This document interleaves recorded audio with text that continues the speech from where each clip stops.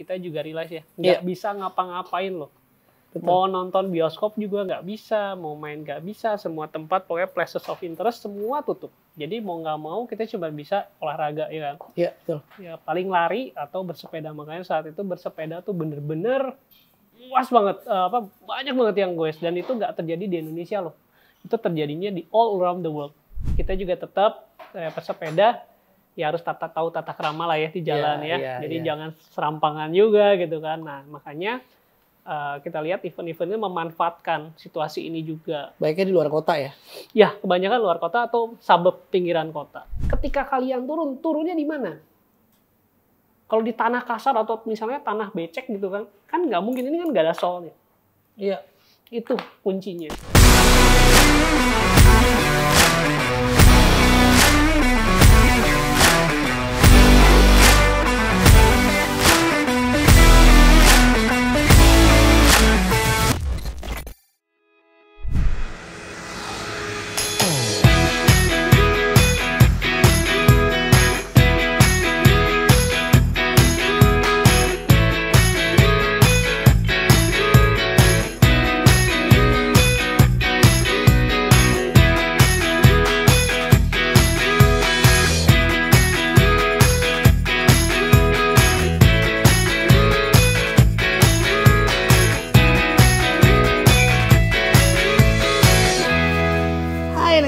Ketemu lagi bersama saya Neng Goes dari Markoneng. Markoneng di Neng Goes.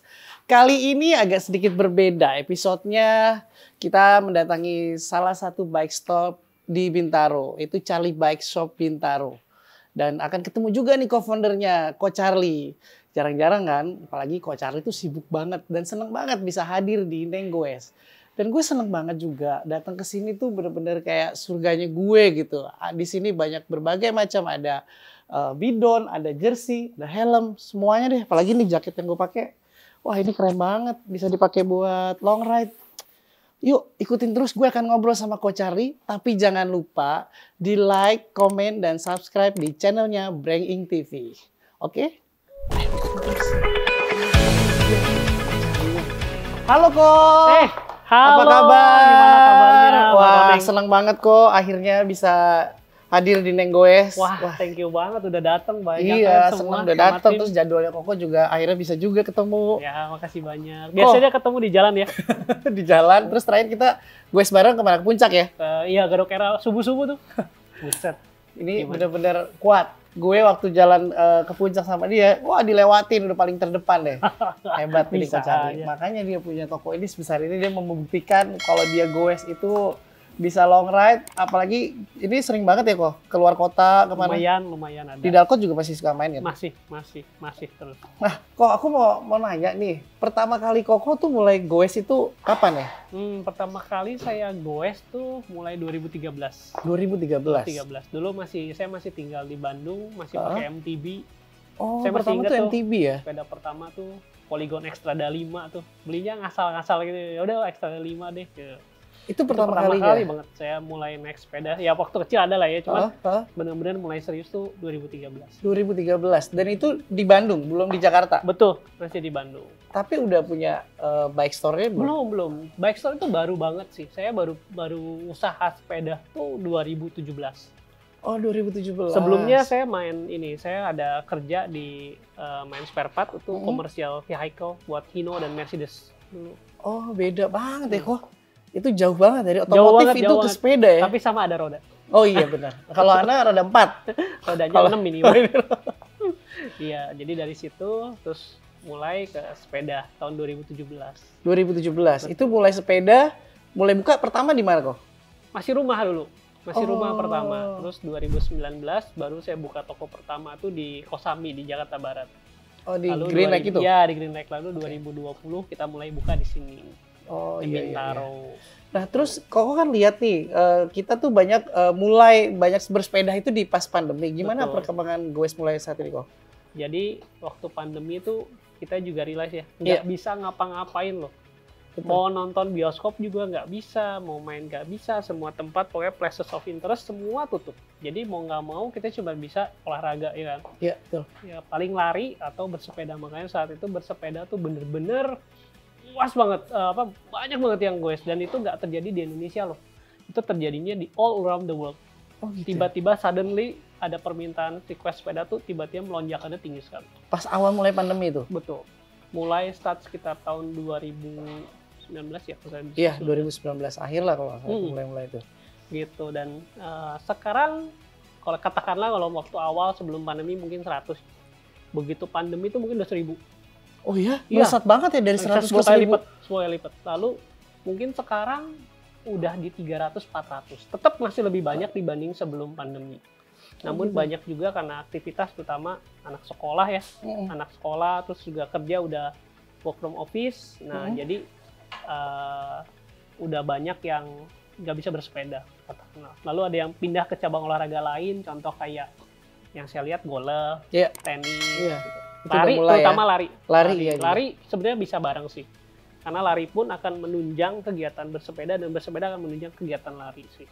Oke. Nah, terus kan aku juga pertama kali mulai sepedahan lagi nih pandemi gitu loh. Terus aku tahu Charlie Bike itu dari e-commerce.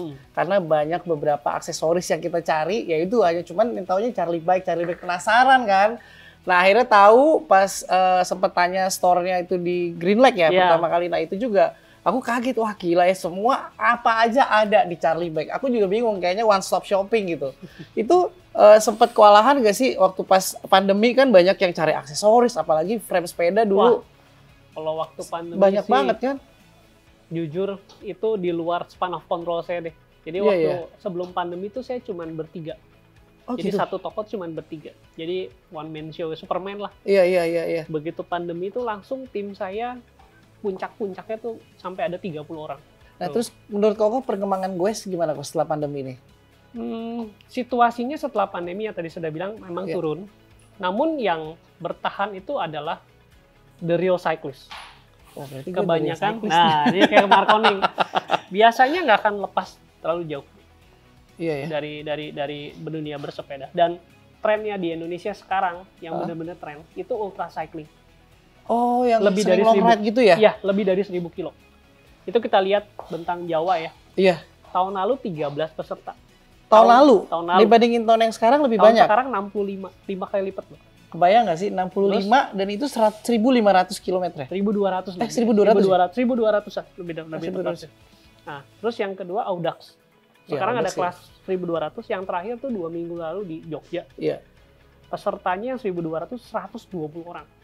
Gila ya. Dan waktu yang kemarin tuh bener-bener cuacanya parah banget. Iya, banyak yang pada DNA. Finish bawah cut off time tuh hanya 25. Dan mereka pun kita tanya tidur selama cut off time 90 jam tuh nggak ada yang lebih dari 4 jam. Tidurnya? Iya. Jadi istirahat. Karena pas lagi acara itu katanya hujan badai berkali-kali. Iya, banyak yang pada menyerah kan di kilometer parah 400, banget. 200 itu udah mulai banyak yang nyerah. Tapi kita lihat animonya tuh bagus banget. Masih ya berarti ya animonya untuk ultra itu ya. Jadi banyak sekarang yang mau coba jadi mutant nih, kata Evelyn, jadi mutant. Iya. Itu di atas 1000 kilo. Iya. Seru kan? Seru sih. Pokoknya aku juga ngerasain goes itu paling jauh 400 kilo. Itu pun kemarin keliling Bali gitu kan itu terakhir. Ya biasanya sih paling 100-200 gitu. Sebenarnya ada beberapa pada nantangin, lu bisa kayaknya 600, coba udah 400, naik lagi 200. Kayaknya mikir dulu deh. Karena itu satu harus punya waktu. Yang kedua kita harus saving energi juga kan. Karena ngelihat mereka kalau di daerah itu jalanannya tuh nggak kayak di Jakarta kan. Makanya lumayan berat juga treknya. Orang bilang kan katanya, wah itu apa ya, kayak terlalu banyak masalah deh kalau orang pengen long ride-nya sampai 600 kilo gitu. Tapi jadi, ya oke sih. Itu perjuangan juga sih kalau menurut aku. Terus kalau misalkan teknologi sepeda ini gimana menurut kau dari yang dulu kau tahu sampai sekarang? Jadi sekarang seiring dengan perkembangan teknologi, sepeda itu makin lama makin advance. Dari materialnya, juga dari teknologinya sekarang udah ada yang menggunakan wireless. Gila ya. Nah terus ini ngomong-ngomong di bike stopnya ini ya kok, kan di sini tuh kita ngomong di Green Lake. Di Green Lake itu ada berapa lantai ya? Ada 3,5 lantai sebetulnya. 3,5 lantai. Kalau yang di Bintaro? Di sini 3 lantai. Oh 3 lantai. Nah kita pengen tahu nih ke lantai 2-nya tuh ada apa aja. Yuk gitu. Kita lihat ya ke lantai 2. Yuk. Penasaran ya? Yuk.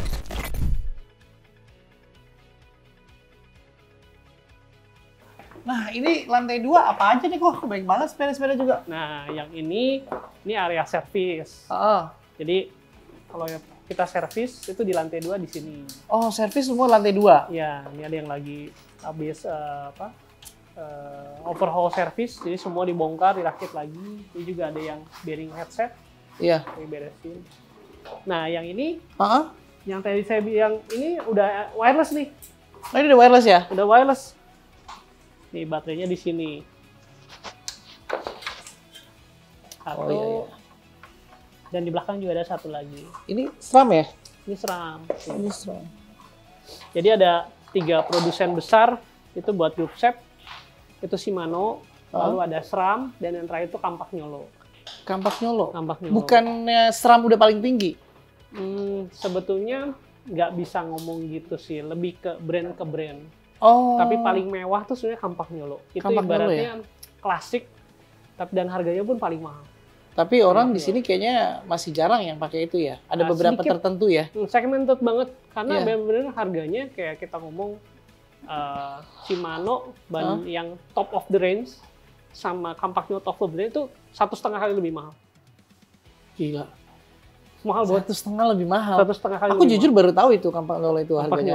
Kampak Nyolo itu dari Itali.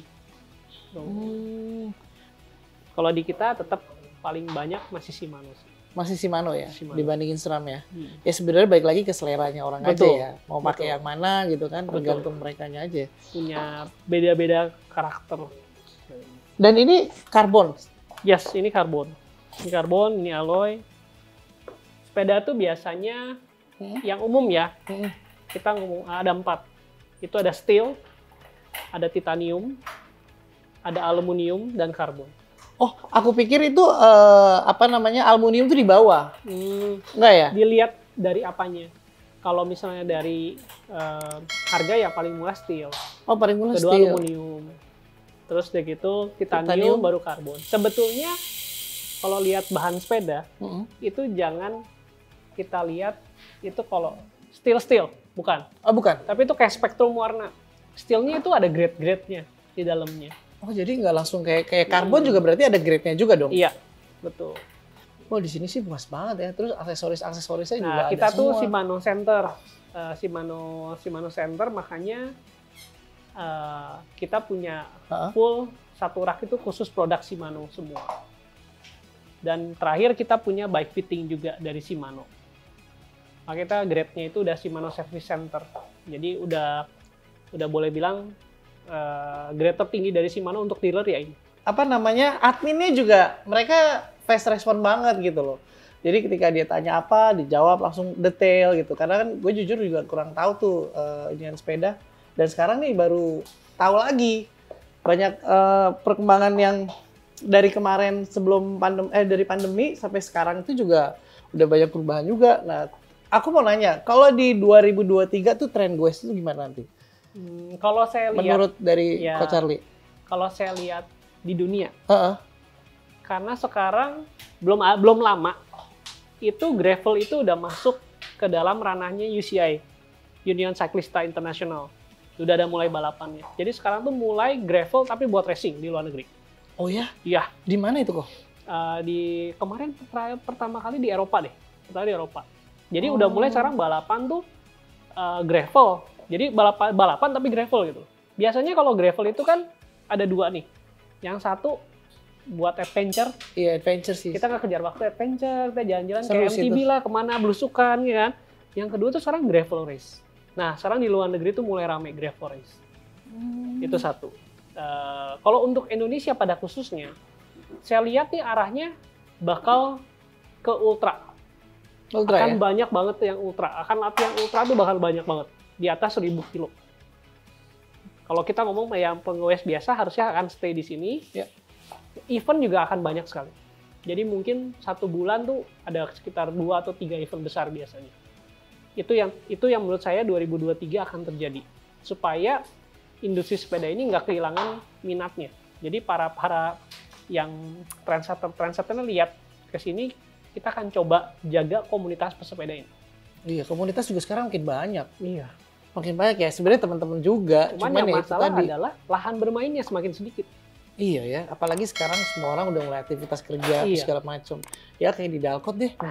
6:30 aja udah rame banget. Rame banget, crowded banget gitu. Nah, cuman kita juga tetap pesepeda ya harus tahu tata krama lah ya di jalan ya. Iya, Jadi iya. jangan serampangan juga gitu kan. Nah, makanya kita lihat event-event ini memanfaatkan situasi ini juga. Baiknya di luar kota ya. Ya, kebanyakan luar kota atau suburb pinggiran kota.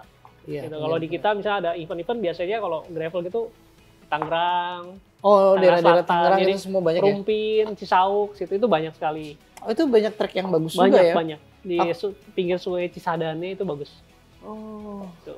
Ini terus aku mau nanya untuk goeser pemula, biasanya yang mesti disiapin apa aja? Dari pertama kali mungkin dia pemilihan sepeda, terus jersinya juga. Kan rata-rata kan kadang orang beli sepeda ya udah beli aja gitu. Aku juga dulu sebenarnya ya, pertama kali mulai itu dikasih tahu, oke ini ukuran lu segini karena tinggi lu sekian, terus insimnya apa. Sebenarnya agak detail juga. Terus kita harus fitting. Kan biasanya kan kita pikir beli aja udah. Ya. Nggak tahu tuh. Nah, berhubungan itu paling nomor satu ada baiknya di fitting dulu. Nanti kita lihat yuk, sambil kita lihat fittingan yuk. Yuk, kita lihat ke sana ya. Ya, kita lihat sana ya. Yuk. Nah, Nah, jadi ini ya. kalau betul, nah kalau pemula itu saya saranin fitting dulu buat tahu size sepedanya. Jadi jangan beli sampai kekecilan kebesaran. Oh, oke. Simple banget, nanti diukur cuma tinggi badan, torsonya, lalu insem, lalu panjang kaki, lalu tingginya pundak, lalu tingginya tangan. Nah, dari situ kita masukkan ke softwarenya dari bikefitting.com. Ini punyanya Shimano, jadi udah diakuisisi Shimano. Kita masukin algoritmanya, nanti keluar. Nah, frame-nya tuh ini. Jadi kalau mau beli sepeda merek ini, tipenya ini, pakai size-nya ini. Oh, jadi nanti kelihatan itu ya, Ya, dari cuman mulai kalau porsi Kan duduknya. banyak, betul, yang paling banyak pertanyaan adalah pemula itu akan tanya, saya Ya. tuh harus fitting sebelum punya sepeda Atau sesudah. atau sesudah punya sepeda? Nah, itu gimana tuh? Sebelum. Jadi sebelum punya sepeda, statik dulu. Beli frame-nya sesuai, baru kita dinamik. Kalau misalkan orang mau fitting di sini, tapi beli sepeda di tempat lain nggak apa-apa lah. Nggak masalah. Kita Apa ya? profesional. Boleh, yuk silakan. Ya kan rata-rata ada orang yang udah beli sepeda baru fitting di Ya, tempat malah atau kita tahu beberapa problem yang dialami oleh pesepeda. Jadi misalnya nih, yang paling banyak misalnya Cervelo, katakanlah Cervelo S5. Cervelo itu punya stem itu nggak lazim kan, bentuknya yang V itu kan. bener. Kan kita nggak tahu ukuran pas stemnya berapa. Jadi kita statik, lalu ketahuan misalnya katakanlah frame-nya size-nya 4851. Nah, Handlebarnya itu pilih ya. 51, handlebar ukuran segini, stemnya boleh nggak pinjem 2? Oh, buat Kita begitu ini ya. fitting misalnya 80 dan 90. Begitu fitting, oh yang kepake 90, 80 kita pulangin. Kita Oh, ada jadi agreement ketahuan sama itunya. beberapa sepeda kalau bukan dari kita. Gitu. Kalau bukan dari apa, maksudnya ambil dari luar, cuman kita kenal. Jadi kita minta tolong, boleh nggak kita pinjeminnya 2, nanti kita pulangin 1. Gitu. Iya. Jadi saya paham juga tuh waktu awal tuh saya sebenarnya nggak fitting, cuma dikasih tahu, oke tingginya sekian, jadi lo harus pakai frame-nya ukuran segini gitu. Nah setelah itu saya baru fitting. Jadi saya memang udah tahu. Cuma ini karena udah lama juga sih nggak fitting. Pokoknya nanti Kita pengen fitting juga, berikutnya nanti ya. akan coba. Nah selain itu apa lagi kok yang mesti disiapin sama goeser pemula? Nah gini, pemula itu benar-benar pemula kan. Iya. Biasanya dia mesti lihat dia main sendiri atau main sama teman. Oh, Jadi rutenya iya. tuh apa yang dia laluin. Kalau dia main sendiri, oke, misalnya bike to work, kan sendiri tuh biasanya kan, kecuali kalau memang kebetulan tempat kerja bareng-bareng sama temen ya, Iya, naik iya, sepeda. Cuman misalnya dia bike to work, oke, bike to work ternyata mesti lewat sawah. Ya beli sepedanya yang mumpuni bisa lewat sawah, gitu loh misalnya. Tapi kalau kita ngomong main sama temen, oke, main sama temennya apa? Iwir-iwir coffee ride atau main geber-geberan di jalan raya. Iya. Nah, itu kan beda. Jangan kita beli gravel tapi mainnya iwir-iwir jalan raya, otomatis copot terus gitu loh. Iya ya, benar juga Jadi, tergantung kebutuhan ya. Bener, kebutuhannya apa? Di kita ada misalnya, kalau kita ngomong road bike tuh kepisah-pisah tuh. Ada aerobike, ada all around bike. Aerobike itu biasanya untuk kecepatan tinggi akan lebih gampang nahan speednya. Kalau all around bike enak di ya setengah-setengah deh, enak di Iya. flat, enak di nanjak atau misalnya turunan gitu.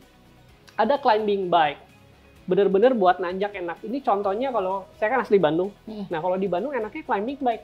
Buka pintu bukannya rumah langsung all-round. nanjak. Bukannya all round. Kalau misalnya kita misalnya sering flat ke Sumedang, atau kita sering misalnya ke Cianjur, ya Iya. boleh all around akan lebih enak. Bukannya nggak enak, tapi akan lebih enak.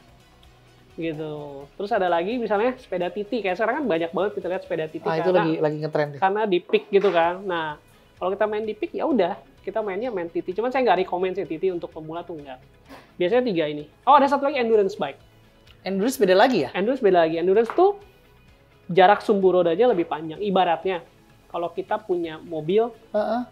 Honda City yang sekarang nih, sama Honda City yang pendek sama yang panjang. Iya. Yang hatchback sama yang ada pantatnya.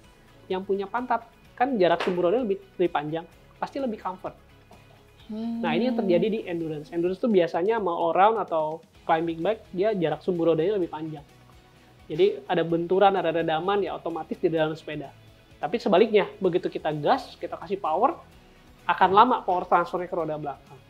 Beda sama aero ya? Ya, kalau aero biasanya lebih bagian bawahnya tuh pipih buat ngebelah angin.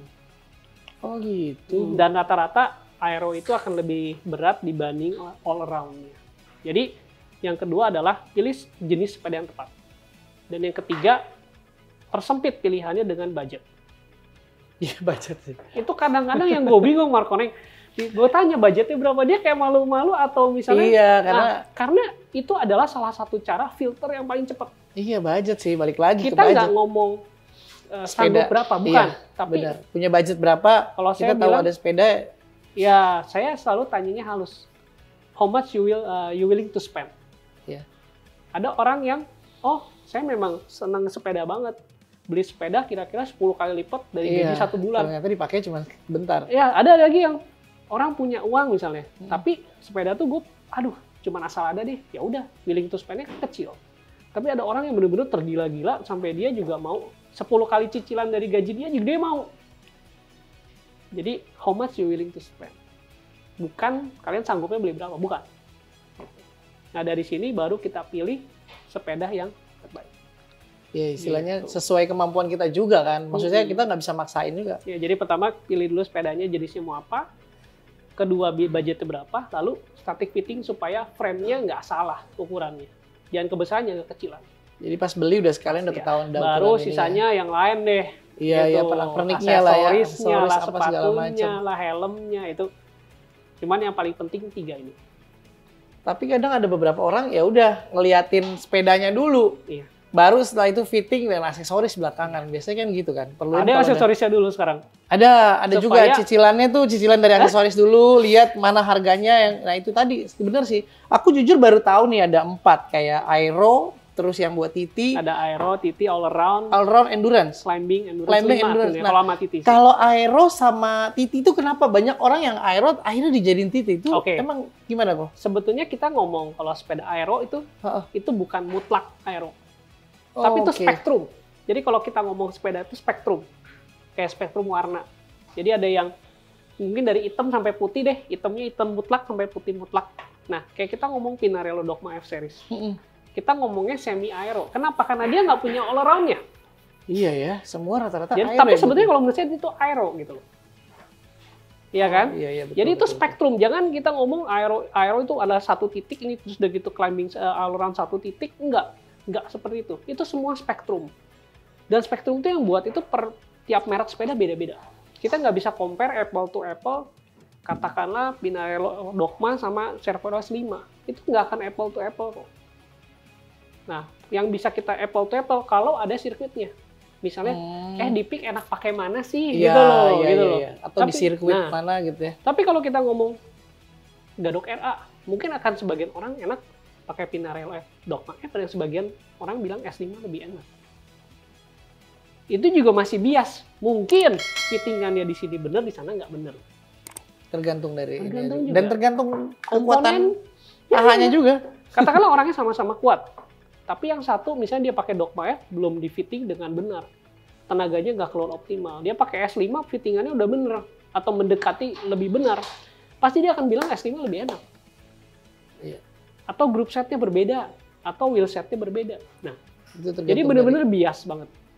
bias banget. Dan aku juga baru tahu ya, all round itu juga ternyata bukan buat, ya maksudnya kan ada kayak climbing beda. All round itu kan orang taunya bisa nanjak, bisa flat gitu. Nah, sebetulnya all round bukan nggak bisa nanjak, bisa. Cuman mungkin catatan waktunya akan lebih baik kalau dia pakai sepeda climbing. Oke. Tapi banyak pertanyaan ke saya, pemula nanya, saya pengen belinya buat Jakarta gini-gini. Begitu saya bilang, ya udah kalau kamu kayak gini mainnya, mendingan saya beli aero. Terus dia bilang, tapi gue kadang-kadang nanjak, dia bilang. Gimana dong gitu ya? Saya bilang aero itu bukan berarti tidak bisa nanjak. Bisa, cuma catatan waktunya akan lebih bagus kamu pakai sepeda nanjak. Dan yang kedua, saya mau tanya, 1 bulan berapa kali main? Katakanlah 10 kali main. 9 kali mainnya main flat, 1 kali nanjak. Mau bela 9, mau bela 1. Di situ kan terbuka matanya. Iya ya, ngapain gue mainnya di flat tapi beli sepedanya nanjak? Bener kan? Iya, benar. Bukan nggak bisa nanjak pakai sepeda aero, bukan. Catatan waktunya pasti akan lebih bagus sepeda climbing. Tapi dia bisa nanjak, bisa gitu loh. Ya, dulu saya juga pakainya aero tuh yang nanjak setahun itu. Pakai udah nanjak ke nanjak luar kota nanjak, pasti kan ya bisa aman kan? sih, aman. Cuman Sebenarnya memang, tergantung dari kitanya juga sih. Betul, cuman kan memang kalau kita pakai sepeda climb ya mungkin lebih akan cepat. Gitu. Itu sih yang perlu diinin. Gue baru tahu tuh ada beberapa sepeda ternyata nggak cuma 2 jenis, yaitu ada 4. 4 road bike, 4 sorry. Jadi ada aero, all around, climbing, ada endurance. Dan beberapa merek sepeda dia nggak punya 4 semua, tapi kayak Specialized dia punya 4-4-nya. Contohnya kayak all around-nya kan Tarmac, aeronya Vance walaupun udah discontinue kan. Endurance-nya Rubex. Yang baru tuh Specialized Aetos buat nanjak. Yang paling baru tuh ini Divers malah gravelnya dia. Oh, oke. Gitu. Baru itu doang, satu itu brand aja yang punya 4 itu. Kalau mau lengkap road bike gravelnya ada 6. Satu lagi ada Crux. Crux itu cyclocross. Cervelo punya ada beberapa. Cervelo kayak yang gravel top ada ya. juga. Ada. Cervelo lebih unik lagi. Aeronya S5. Iya. Climbingnya R5. Terus dia punya all around sekarang soloist. Caledonia soloist itu Caledonia itu semi gravel. Nah, ini tricky nih. Oh. Dia itu R5 gabungan, jadi gini, saya cerita sedikit. Kita ngomong Cervelo ya. Aeronya S5, R5-nya climbing, soloistnya all around, lalu ada gravelnya Aspero. Caledonia itu gabungan dari R5 dan Aspero. Mati nggak lo? Sekarang keluar lagi yang baru, R5X. Ini gravel racing yang tadi saya bilang. R5X. Jadi kayak R5 tapi tire clearance-nya bisa buat gravel. Mati nggak lo? Banyak banget.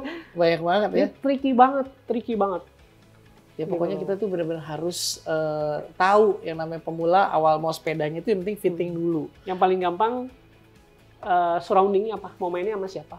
Kalau sendiri pilih sendiri. Tapi kalau main sama teman-teman yang kira-kiranya kita akan bakal terus gabung sama mereka, bareng-bareng sepedanya kalau bisa satu genre.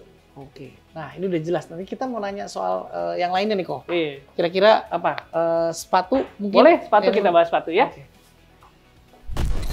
Nah ini karena aku mau nanyain soal sepatu. Kan, nah ini beda-beda. Aku punya sepatu ukuran biasa aku pakai 42. Nah tiba-tiba pas waktu pakai sepedahan itu, sepatunya beda. Ukurannya jadi 43 loh. Kenapa jadi begitu ya? Nah oke, jadi gini. Sebetulnya kita ngomong sepeda casual pun, 42 itu belum tentu sama. Saya pernah beli merek Ebes, tahu lah ya. Itu walaupun tipenya berbeda, size-nya bisa berbeda. Jadi sebetulnya size sepatu juga nggak universal, nggak sama precisely nggak. Nah termasuk di sini. Jadi mungkin aja sepatu di sini 42, terus pakai sepatu merek A, sepatu sepeda jadi 43 atau bisa 42 atau malah bisa turun, itu bisa aja. Ada yang lebih naik lagi dari misalkan sepatu 43. Ada sih memang beda. Yang satu lagi sepatu itu ada 44 nomornya. Kok bisa beda-beda itu karena bagian sininya? Betul. Nah, cuman kalau menurut saya the best way untuk beli sepatu sepeda adalah dicoba sendiri.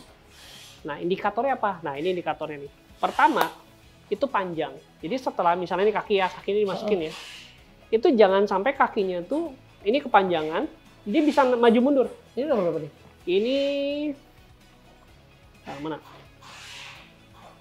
45 nih. Oh, oke banget. Jadi misalnya, jadi yang pertama itu panjang insole. Jangan begitu kita pakai itu maju mundur.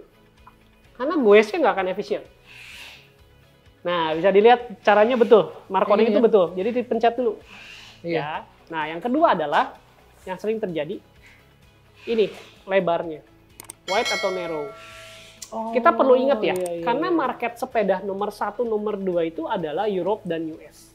Jadi semua perlengkapan sepeda, termasuk semua sepeda, itu sebuah market itu dulu yang paling besar. Nah, ciri-ciri orang di Eropa adalah kakinya itu sempit, nggak kayak di kita, kaki bebek istilahnya. Gitu. Jadi ininya lihat kebutuhan masing-masing lebar nggak. Nah, setelah ini dapat, yang perlu kita lihat adalah lingkarannya. Lingkaran di sini, di bagian depan, bagian sini, dan bagian sini. Karena ada beberapa orang sakit di bagian sini.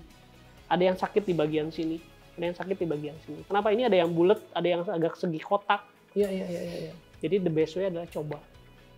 Jangan, kalau misalnya beli online, janjian dulu, boleh nggak tuker kalau misalnya kita nggak cocok. Dan jangan maksa. Saya tuh nggak bisa pakai Shimano RC902 ini. Kalau saya pakai 40, panjangnya kesempitan, kasih 41, ininya kelebaran. Jadi saya nggak bisa pakai. Nah itu udah, ganti merek lain yang bisa. Jadi jangan maksa. Kebanyakan orang keselnya pengen maksa, nah ujung-ujungnya sakit sendiri. Gitu loh. Nah ini bedanya, kalau yang ini rod, ada lubangnya 3, yang ini MTB. Ya. Tapi ada beberapa ya aku lihat ya, anak-anak road bike ada juga yang pakai MTB. Ya, diganti klitnya doang yang betul. Jadi ada beberapa sepatu itu punya bisa pasang klit MTB, bisa pasang klit road. Oh, ada beberapa sepatu ada yang seperti itu. Nah, kebanyakan yang bingung adalah anak gravel. Gue pakai sepatu road, pakai sepatu MTB. Nah, itu gimana kok? Biasanya gimana gravel? Saya tanya, ketika kalian itu berjalan dengan kaki, landasannya apa? Kalau kebanyakan aspal, kebanyakan jalan rata, udah pakai road aja. Karena pasti lebih enteng pas goes. Tapi kalau kalian begitu nginjek tanahnya itu kerikil, itu mendingan pakai yang ada solnya atau dalam kata MTB. Karena kalau kita pakai road kan nggak ada sol, melorot dia, gitu loh. Dan dan sepatunya pun rusak. Jadi saya tanya, ketika kalian turunnya di mana? Kalau di tanah kasar atau misalnya tanah becek gitu kan nggak mungkin, ini kan nggak ada solnya. Iya, itu kuncinya. Sebenarnya ini buat road bike juga, buat road boleh aja, buat long ride itu bagus ya. Betul. Karena apa? Karena repot ganti ini ya. Karena sepeda MTB pedalnya itu didesain buat pertama durability, ya, buat durable, nggak kayak road. Kalau yang kedua itu dia akan, karena dia kan off road ya, itu akan lebih cepat bongkar pasang ya, maksudnya lepas sama pasang klitnya akan lebih cepat. Dan lebih relax karena floatnya derajatnya lebih besar dibanding road. Kalau road begitu ceklek itu gerakannya minim sekali. Iya. Oh, kalau MTB beda ya? Makanya beberapa orang pemula banyak yang pilih MTB dan itu sah-sah aja. Cuman perlu diingat kalau road pasti pedalnya lebih ringan, sepatunya lebih ringan gitu dibandingin MTB. Iya sih, menurut aku sih ini oke nih kalau buat long ride yang suka banget yang perjalanan jauh atau berapa ratus kilometer, kayaknya lebih bagus MTB ya. Malah ada masukan dan saya juga masuk akal. Kemarin ngobrol sama Om Bob, foundernya Audax. Itu kalau udah di atas 400 kilo, dia pakai sendal gunung yang ada klipnya. Shimano kan punya. Oh, Shimano ada ya? Ada. Kenapa? Saya bilang tanya kenapa? Kalau kehujanan kakinya nggak mengkerut. Kalau basah dia basah terus. Perlu juga tuh. Bener kan? Masuk akal juga. Jadi dia pakainya kayak Shimano tapi ada yang model sendal gunung. Ada klipnya, klip MTB. Di sini ada? Kebetulan habis. Cuman masuk akal. Gitu loh. Wah. Tuh kalau mau nyari sendal gunung yang bisa dipakai buat goes ya udah carinya di Charlie Bike. Nah, kira-kira ini ya dari semua kita obrolan ini rekapan dari Coach Charlie apa nih yang buat pemula ya, atau jadi, mungkin yang udah berjalan sekarang? Betul. Jadi teman-teman yang baru mulai mau main sepeda dan mau beli sepeda, nomor 1 tuh kalian nentuin mau jenis sepedanya apa. Jangan salah beli, jangan maksa lagi. Tuh. Ya apalagi pemula tiba-tiba main TT, janganlah, belajar dulu, balance-nya belajar dulu. Iya benar. Ya kayak misalnya di Bandung mau aero, ujung-ujungnya susah dijual lagi kok. Kebanyakan, iyalah bencoy itu kalau itu kecopot terus gitu loh ya, kecuali kalau kuat bebas lah ya. Cuman biasanya cari sesuai kebutuhan. Cari temen-temen tuh kalian, temen-temen yang bakal nanti jadi temen gue tuh pakai apa gitu loh. Kan nggak lucu kalian gravel sendiri, yang lain pakai road sendiri, yang ketinggalan terus lama-lama malas main bareng-bareng gitu kan. Ya kalau ketemu teman baru ya boleh. Terus yang kedua, setting berapa kalian mau spending buat beli sepeda ini. Ya pastinya makin mahal ya makin dapat komponen makin bagus. Ya kan? Ya bandingin bekas baru mana yang lebih ini yang lebih apa?